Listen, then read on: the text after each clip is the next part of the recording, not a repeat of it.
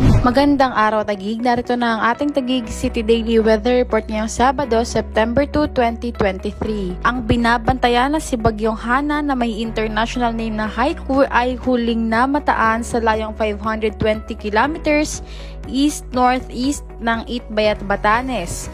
Isa itong typhoon category na may taglay na lakas ng hangin na aabot sa 120 kilometers per hour malapit sa gitna at mga pagbugsong aabot naman sa 150 kilometers per hour. Kumikilos ito sa direksyong kanluran o west sa bilis na 10 kilometers per hour. Base sa latest forecast track mula sa Pag-asa, mananatiling malayo sa ating kalupaan ang bagyong ito at maaari itong lumabas ng Philippine Area of Responsibility sa Lunes ng hapon o gabi. Samantala, may dalawa pang binabantayan sa labas ng Philippine Area of Responsibility, si Typhoon Saula na dating si Goring at si Tropical Storm Kirogi.